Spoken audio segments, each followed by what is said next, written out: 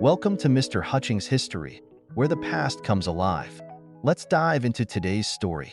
Okay, so are you ready to dive into a really big question today? I am. Hit me with it. All right, so did Hispanic Americans truly achieve equality by the year 2000? Wow, that's a big one to tackle. It is a massive question, right?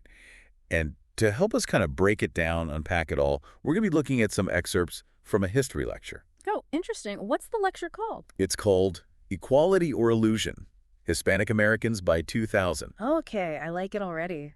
Gets right to the heart of the issue, doesn't it? Yeah, and it's interesting because on the surface, when you just glance at it, it seems like there were big strides made in civil rights by 2000. Yeah, a lot of positive changes on paper, but But when you really dig deeper, you start to see that things like racial profiling and poverty paint a much more complicated picture, don't they? they really do. It's not a simple yes or no answer. Exactly. So let's unpack some of this. Sounds good. Where should we start? Well, let's start with racial profiling, because one of the things that really stood out to me from this lecture was this statistic. Latino youth during this, the later part of the 20th century were 8 times more likely to be jailed than white counterparts. Wow, 3 to 8 times. That's a massive disparity. It's a huge difference. Right. And it makes you really think about, well, what was going on that would lead to that kind of difference? Yeah, what are the systemic factors at play here? And it wasn't just isolated incidents either. It was kind of reflected in these broader policing practices that were happening at the time. Right, it's a pattern. And speaking of patterns, there's this report from the New York State Attorney General, and this one was pretty startling. Oh, tell me about it. So, between 1998 and 1999, 84% of the people who were stopped by the NYPD were either African American or Hispanic American. 84%, that's wild. It is, considering that they made up less than 50% of the city's population. So less than half the population, but 84% of the people being stopped. What was the justification for that? Well, that's exactly the problem. The lecture points out that a lot of these stops, they weren't based on probable cause. They were based on racial profiling. So even though legally discrimination was outlawed, in practice, it was a whole different story. it was still happening. Sadly, yes. And there's another really chilling example from around this time, the 2002 Ohio State Highway Patrol scandal. Oh, yeah, I remember hearing about that. What happened again? Well, officers were actually found to be using race as a reason to question Latinos about their immigration status. So basically, just because of the way someone looked, they were being targeted and questioned. You got it. And this kind of takes us to another area where the lecture really highlights this gap between, the progress made in law and the actual reality for a lot of Hispanic Americans, and that is education. Okay, so we've got legal progress, at least on paper. Right. We see things like de jure segregation, that's segregation by law, being outlawed. But then there's this whole other thing called de facto segregation. De facto segregation, meaning segregation in practice. Exactly, and that persisted. So even though schools weren't officially segregated, they were still largely separated along racial lines. Sadly, yes. And there's a statistic that really drives this point home. Okay, lay it on me. Between 1968 and 1995, the number of Latino students in predominantly minority schools, it jumped from 55% to a whopping 74%. 55 to 74, that's a huge increase.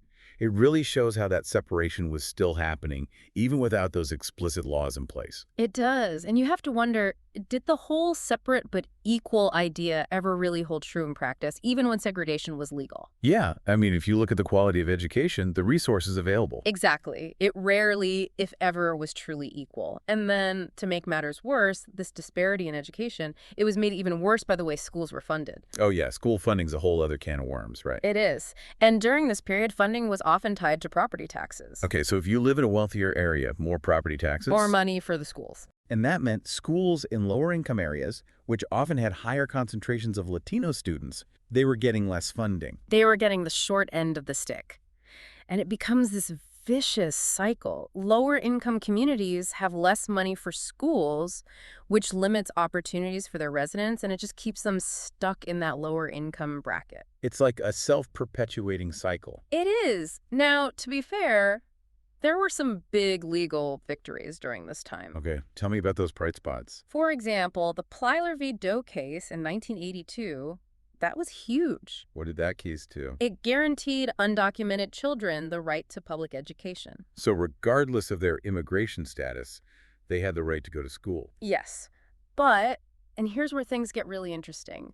Legal victories don't always translate to immediate change on the ground. Right, because you can pass the law, but actually implementing it and changing people's mindsets, that's a whole other battle. You're absolutely right. And that's exactly what happened with Plyler veto. There was pushback. Oh, big time. You had states and districts that were really reluctant to spend money on educating undocumented students. So even though the law was on their side, these kids were still facing an uphill battle. Definitely. And you see a similar pattern with bilingual education. Early on, you have some wins. The Bilingual Education Acts, the Lau v. Nichols case, these were positive steps. But then in the 90s. The 90s saw a pushback against bilingual education. Yeah, and California's Proposition 209 in 98, that was a big example of that, wasn't it? It was. It basically pushed for English-only education in public schools, even though a lot of Latinos were strongly opposed to it. So it feels like at every turn, every step forward, there was some form of resistance. It's a recurring theme, unfortunately. And this resistance, it leads us to another topic that's really complex and, let's be honest, controversial. Affirmative action. Oh yeah, affirmative action, a big debate back then and still debated today. Absolutely. And before we dive in, I just want to be crystal clear. We're sticking to the facts presented in the lecture, not taking sides here. Exactly, we're just laying out what the source material tells us. Right. So on the one hand, affirmative action did help some Latinos get access to higher education, better jobs, those kinds of opportunities. Okay, so that's the positive side. But on the other hand, the backlash was intense. People were calling it reverse discrimination and arguing against it really strongly. So it was this double-edged sword, helping some, but also facing a lot of opposition. Exactly. And to understand just how strong the backlash was, you just have to look at what happened with California's Proposition 209. Right, because that proposition basically banned affirmative action in the state, didn't it? It did, and the effects were immediate. Like, at UC Berkeley, in just 1 year, minority admissions dropped by 61%. 61%. That's huge. It is. It really shows how even policies meant to address inequality can become incredibly divisive. So we've talked about how discrimination played out in law enforcement and in education. But we also have to talk about the economic realities faced by a lot of Hispanic Americans during this period. Absolutely, because economic inequality was a major issue. For sure. I mean, one statistic that really highlights this is that by the year 2000, about 25% of Latino families were living below the poverty line. That's almost double the national average at the time. It's a staggering number, and it speaks to those persistent income disparities that existed between Latinos and white households. Yeah, I mean, in 1999, the average income for a Latino household was significantly lower than the average income for a white household. And this wasn't just a coincidence. So what were some of the things that were driving this inequality? What were some of the factors at play? Well, there were a number of structural challenges. For example, Latinos were often pushed into these lower-paying jobs, jobs that didn't offer a lot of stability or benefits.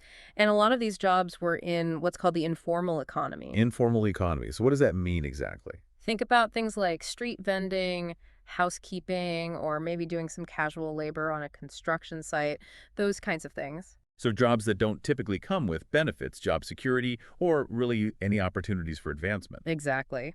And a lot of Latinos found themselves kind of trapped in this cycle of low-wage work, making it really tough to improve their economic standing. And of course, on top of those structural challenges, we can't forget about the role of discrimination. Right. Discrimination was still a factor limiting access to those better-paying jobs and opportunities to move up.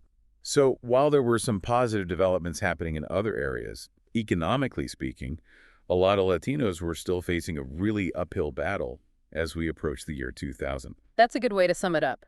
And it shows that this pursuit of equality, it wasn't a straightforward path. It was a story of progress mixed with these setbacks, and different aspects were moving at different speeds. It was a really complex picture. Mm. And understanding that complexity is so crucial for understanding how the continued pursuit of equality has unfolded. Yeah, it really is a mixed bag, isn't it? It is, and it's interesting because, we see this idea that progress isn't always this straight line upwards. Yeah, definitely not. It's more like steps forward and sometimes steps back or sideways even. Exactly. And when we're looking at this time period, the late 20th century, there were some positive changes happening, right? For sure. Things like education, legal rights, we saw some advancements there. But at the same time, you have these really deep economic disparities that were still so present in people's lives. And those disparities really impact every other aspect of life, don't they? Absolutely. So it's like you can't just focus on one piece of the puzzle. Nope. You got to look at the whole thing to get the full picture. You need that full context, and that's where I think these different historical interpretations become so interesting. Oh, yeah, totally. Because you have different historians looking at the same events. But through different lenses. Exactly. And the lecture we're looking at, it talks about 4 main schools of thought when it comes to analyzing this period. Okay, so we have the progressive school, the social history school, critical race theory, and the economic determinist school. 4 different perspectives on the same story. It's kind of like getting 4 different takes on a movie you just watched. I like that analogy, yeah. And each perspective brings something different to the table. So let's break them down a bit, starting with the progressive school. Okay, so the progressives, they really emphasize those systemic efforts to create change. So things like civil rights legislation. Affirmative action, those kinds of things. They see the progress made, but they also acknowledge that there were still barriers in place. Right. It's not like they're saying mission accomplished. They recognize there's still work to be done. It's like they're saying, okay, we're moving in the right direction, but we still have a ways to go. Exactly. And then you have the social history school. So what's their focus? They shift the focus a bit more to the grassroots level. Okay, so more about the people and the communities. Yeah, they're interested in the resilience of Hispanic communities and the power of activism. So they're looking at those local successes, even when there are still those bigger national inequalities. Exactly. It's a good reminder that history isn't just about the big picture stuff. It's about the everyday experiences of people. Absolutely. And then we have critical race theory. Okay, this one I know can be a bit controversial. It can be, but it's important to understand what it's actually saying. So what's the gist? Well, critical race theory, it takes a more critical lens, I guess you could say. Okay, in what way? Well, scholars in this school of thought, they argue that sometimes the progress that we see, it's just surface level. So it's like masking those deeper inequalities that still exist. Exactly. And they really dig into the systemic racism that's baked into policies and practices. It's like they're asking, okay, but at what cost? Right? Yeah, like who's benefiting from these policies and who's still being left behind? It's a really important question to ask. It is. And then the last school of thought we'll look at is the economic determinist school. And as the name suggests, they focus on the economic factors. Yep. They're looking at things like deindustrialization, the shift to a service economy. And how those trends disproportionately affected Latino workers. Right, because those shifts in the economy had real consequences for people's lives. Absolutely. So we have these 4 different schools of thought, each with their own emphasis and their own way of looking at this period. And taken together, they help us paint a more nuanced picture.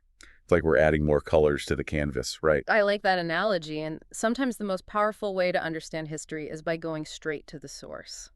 You mean looking at those primary sources, those firsthand accounts? Exactly, because those give us a glimpse into what life was actually like back then. So what are some examples of primary sources that can help us understand this time period?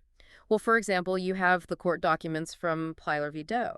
The case about undocumented children's right to education. Yeah.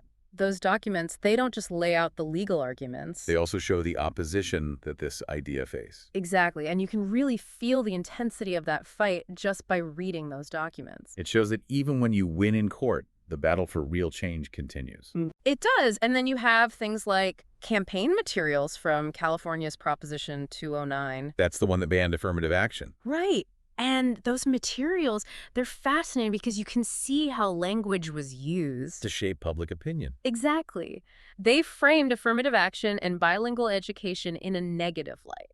Often using the idea of equality for the majority to actually argue against those policies. It's a really interesting example of how language can be used in these debates. It's like they were twisting the meaning of equality to serve their own agenda. You could say that, and then you have things like raw data. Give me an example. Like the NYPD stop-and-frisk numbers from 1998 to 1999. Okay, those are pretty damning, weren't they? They were, because those numbers showed without a doubt that racial profiling was happening. Hispanic Americans were being disproportionately targeted. Exactly, and that kind of data, it's hard to argue with. It really exposes the reality of this situation. It does, and it reminds us that even when laws change, discriminatory practices can linger. It makes you wonder how much has really changed since then, doesn't it? It's a question worth pondering, and I think these primary sources, along with those different historical interpretations, To give us a much more complete understanding. they help us move beyond those simple narratives and really grapple with the complexities of the past. Okay, so we've covered a lot of ground here. We've looked at the historical context, the different schools of thought, and even delved into some primary sources. And it's clear that answering this question about whether Hispanic Americans achieved true equality by 2000. It's not easy. Not at all. There were definite signs of progress, but those deep-seated inequalities... They were still there affecting people's lives. It's not a simple story of triumph or defeat. It's much more nuanced than that. So where does that leave us? What are some of the key takeaways from all of this? Yeah, it really is a lot to think about. It almost feels like we're holding up a mirror to the present, doesn't it? I see what you mean. These issues from 2000, they're still so relevant today. It really makes you wonder what's changed and what hasn't. It does, and it just shows how important it is to understand these historical patterns, Absolutely. For example, we were just talking about racial profiling in law enforcement back then. Right. Well, that issue hasn't magically disappeared. No, not at all. It's still part of our national conversation. Yeah, you see it come up in debates about stop-and-frisk policies and immigration enforcement, all sorts of things. Exactly. And what about those stark economic disparities we talked about? The fact that back in 2000, Latino households were earning significantly less than white households. Yeah, that was pretty alarming. And it doesn't seem like things have gotten much better, have they? Unfortunately, no. That income gap is still there. And we still see a lot of Latinos concentrated in those lower-paying jobs, the ones with fewer benefits and less security. It's like those structural barriers we talked about haven't really gone away. They're still making it harder for some folks to climb that economic ladder. It's true. And this ties directly into the education piece, too. Right, because we talked about how unequal access to quality education was a major issue back then. And guess what? It's still a major issue today. Ugh, it's so frustrating that these problems keep persisting. It is. Many Latino students are still going to underfunded schools. Access to quality education, it's a challenge for way too many families. So it's not just one issue, right? Yeah. It's all connected. Education, job opportunities, even how people are treated by law enforcement, they all kind of feed into each other. They absolutely do. They're all part of this larger system. And that system, historically, it has disadvantaged certain groups, including Hispanic Americans. So basically what we're seeing today is the long-term impact of those historical patterns. The past is still shaping the present, even if we don't always realize it. That's exactly it. And this brings up a really important question. If these patterns were so deeply rooted back in 2000, where do we stand today? Have we actually made any real progress toward equality in the years since then? Or are we just seeing new versions of the same old problems? That's the million-dollar question, isn't it? Yeah. And honestly, it's a tough one to answer. It is. But it's a question we need to be asking ourselves. As individuals and as a society, we need to be honest about where we are and how we got here.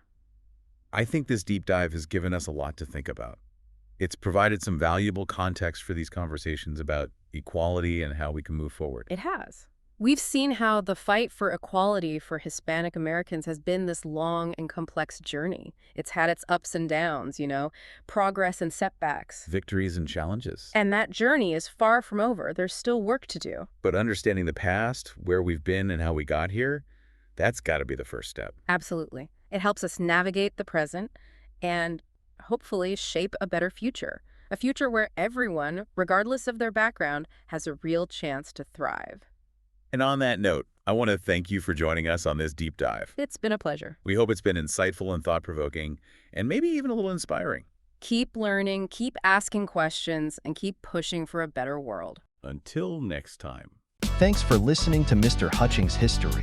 Keep exploring, and we'll see you next time.